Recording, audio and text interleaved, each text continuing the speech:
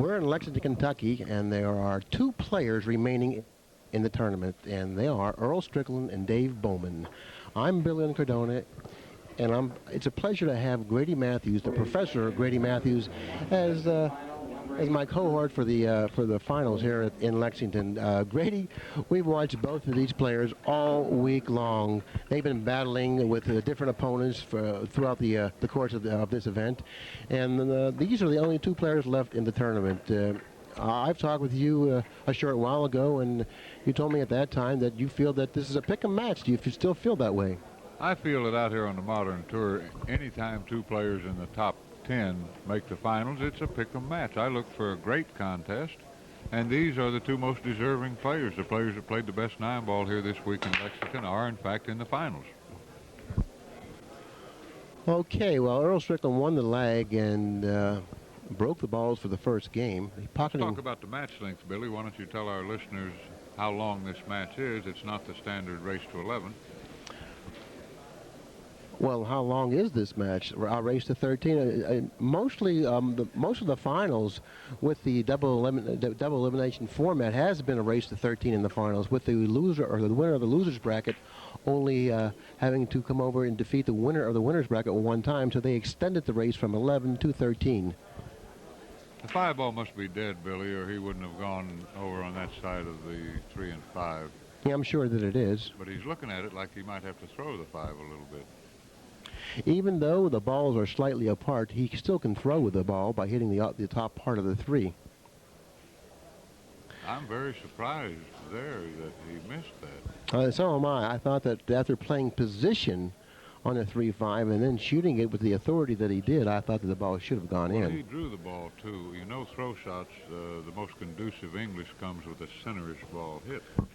And applying the proper English with the center ball hit also. Now, Dave Bollman has made an unforced error here.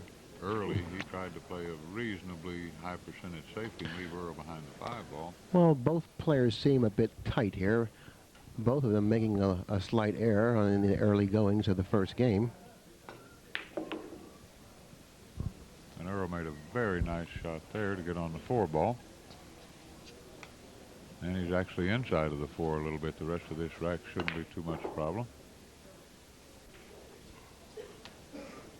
And I'm surprised at Dave, Billy. He might have shot a little precipitously on that occasion. He just got up there and kind of one-stroked it, and that's not a Dave Bollman tempo. He's usually a deliberate, methodical player. And he's gotten a perfect angle. He can just slide over above the 8. Not going near the side pocket, of course. That would be foolish. Now, he has to be careful on this shot. These rail shots are quite tricky, so you must keep your eye on the ball. He just doesn't want to hit it hard enough to possibly scratch across the corner. If you notice how quickly the 8 left the rail with the slightest mistake on that particular type of a shot, the 8 will leave the rail quite suddenly. After game number 1, Earl Strickland takes the early lead in the match, 1-0.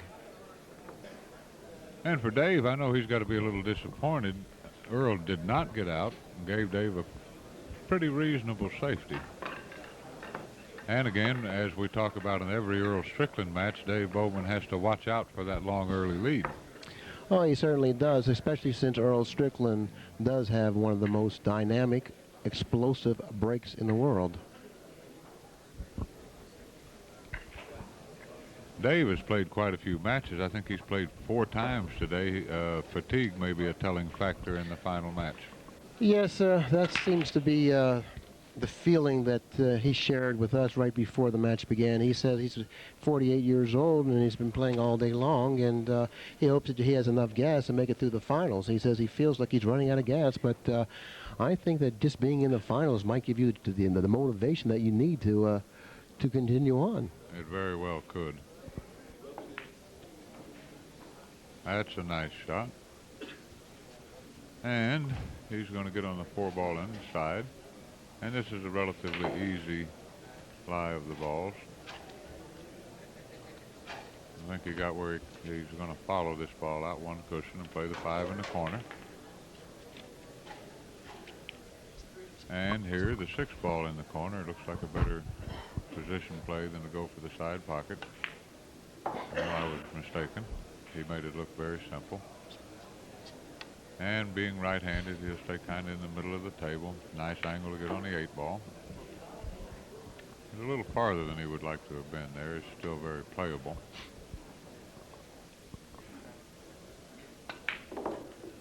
Pat Fleming, our producer and creator of AccuStats Video Production, suggests that this could possibly be the fastest finals in history. Only if Earl was going to be the victor. If Earl would be the victor, I think he might be right, because Earl does play rather quickly. But Dave Bollman, you know, he's a very deliberate player, and he takes a lot of time in between shots. Earl does win game number 2, taking a 2-0 lead in the match. And Earl's the type of player you just don't want to make an early unforced error against, Billy.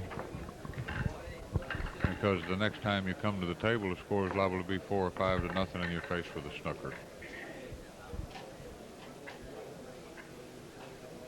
At any rate, Earl playing with some measure of confidence. Always a very fast player. I think he completed those 2 racks in under 2 minutes apiece. No signs of slowing down on his terrific break. One on the side. One ball disappeared. It went into the side pocket. Now Dave got a little bit of a break in that Earl has no shot on the 2-ball. And the 3 somewhat precariously perched on top of the 5 where there's no decent way to get on it. Where do you push out here to, Billy? Now he's going to kick at it and try to leave the cue ball right on top of the 5-ball. Wants to hit the 2-ball about 2/3 thick. And he's done so very nicely, I think. Well, the ball failed to reach the rail. And this was something he really didn't want to see happen, considering that the 3 and the 5 were kind of like tied up there. Let's look at this, Billy. This is a tough shot. The 3 does not pass the 6. Now, he could play for the 3-6 combination, or he could go into the 3-5. But if he goes into the 3, if he hits the high side of it, he doesn't have to have a shot. If he hits below it, he could scratch off the 5, get snookered behind the 5. Right. Knock the 3 to the side rail. That's right. He's in tough, even though he has cue ball in hand. He still is in tough. If he goes into the balls, I would try to go into the to the 5-ball here. Now, I'll tell you what I would do with this. I'd roll it down, and I would play the 3 off the back side of the 6. Oh, a very, very good shot. Now, I don't know that that's what he'll do here. Looks like he's playing the combination. Not the easiest shot in the world.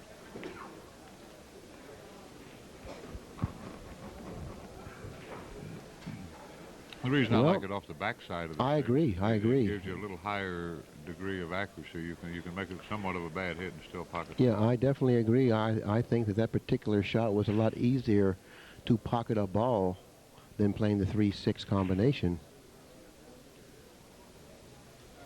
Now this could be a little foolish. You don't have to make a good hit there. No, but he struck it perfectly. Now it looks like he's in a perfect line to pocket the 4-ball in the right-hand corner pocket and going 2 rails back down table for the 5.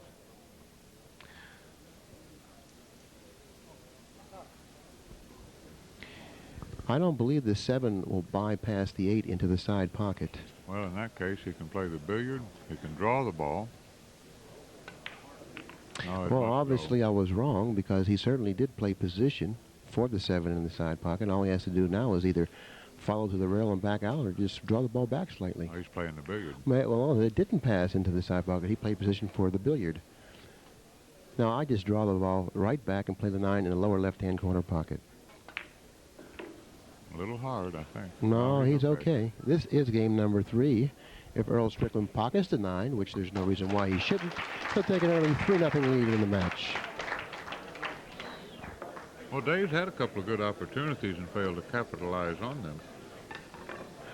Yes, he certainly has. Now, what he needs to do is get that out of his head and realize that he is in the final.